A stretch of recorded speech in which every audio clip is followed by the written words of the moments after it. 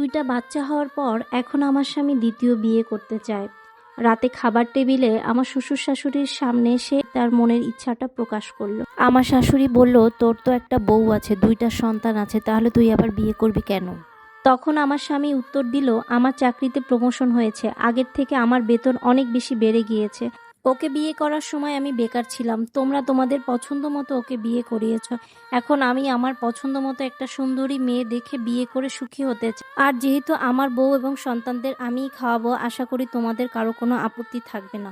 এতক্ষণ পরে আমার শ্বশুর আমার সন্তানদের মুখের দিকে তাকিয়ে বলল, আর এই সন্তান দুটোর কি হবে? ওদের কথা তুই একবার ভাববি না?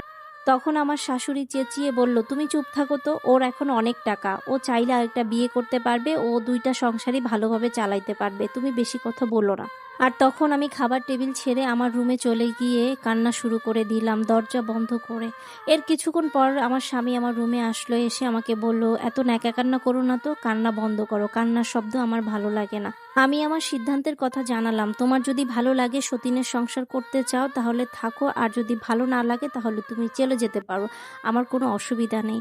এই কথা শুনে আমি আর চুপ থাকতে পারলাম না, বুক ফাটা কান্না নিয়ে আমি তার দিক তাকিয়ে উত্তর দিলাম, যখন তুমি শূন্য পকেটে ছিলে, যখন তুমি বেকার ছিলে, তখন আমি তোমার বউ হয়ে এসেছি।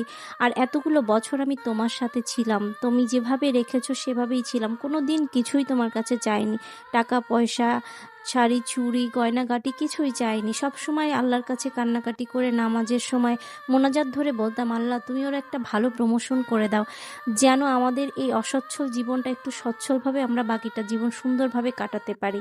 আর এখন যখন তুমি প্রমোশনটা হলো, তখন তুমি তোমার আসল রূপটা দেখিয়ে দিলে।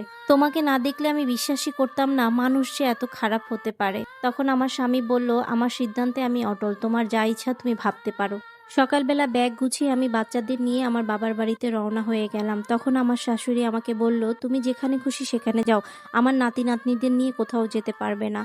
আর আমাকে উত্তর দিলাম, শুনেন মা, আমি যেখানে যাব আমার সন্তানদেরও সেখানে নিয়ে যাব, আর আমার সন্তানদেরকে আমি আমার মতো করে শিক্ষা দিব, আপনার মতো করে শিক্ষা দিব না যেটা আপনি আপনার সন্তানকে দিয়েছেন। আমার ছেলেকে আমি সেই শিক্ষাটাই দিব যেটা আমি আমার বাবা মার থেকে পেয়েছি। বাড়িতে এসে আমি ফোন নাম্বার ব্লক করেছিলাম, আমার শ্বশুরবাড়ির কেউ আমার বাবার বাড়ি বা আমার সাথে যোগাযোগ করেনি। এর 1 সপ্তাহ পরে হঠাৎ করে একদিন সন্ধ্যাবেলা দেখে আমার স্বামী আমার বাবার বাড়ি এসে উপস্থিত। তাকে দেখে আমি একটু চিৎকার করেই বললাম, কি ব্যাপার, তুমি এখানে কেন? তখন সে আমাকে বলল, তোমাদের ছাড়া আমার একটুকু ভালো লাগছে না, অফিস থেকে বাসায় ফিরে বাচ্চাদের দেখছি না, তোমার সাথে হয়তো কথা বলতাম না, কিন্তু তুমি তো সামনে ছিলে। এখন আমি বুঝতে পারছি এই 1 সপ্তাহ আমার কতটা খারাপ লাগছে, আমি আসলে তোমাদেরকে ছাড়া থাকতে পারবো না, তোমাদেরকে আমি ভীষণ মিস করছি। আমি একটা ভুল ডিসিশন নিচ্ছিলাম, একটা ভুল সিদ্ধান্ত নিচ্ছিলাম, যে ভুলের সিদ্ধান্তটা আমি পরিবর্তন করেছি। আমি আসলে ভেবেচিন্তে দেখলাম তোমাদের ছাড়া আমি কখনোই ভালো থাকতে পারবো না, আর আমার ভুল সিদ্ধান্তের জন্য আমি তোমার কাছে ক্ষমা চাইছি। প্লিজ তুমি আমাকে ক্ষমা করে দাও, আর এখনই ব্যাগ গুছা বাচ্চাদের নিয়ে বাড়ি চলো। আমার বাচ্চারা পাশেই ছিল, ওরা দৌড়ে ওর বাবার কাছে চলে গেল।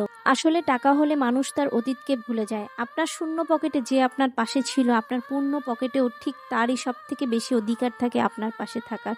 সুতরাং আর এই স্টোরিটা পরিচিত একজন আপুর জীবনী থেকে আপনাদের সাথে শেয়ার করলাম। আশা করি আপনাদের সবার ভালো লেগেছে।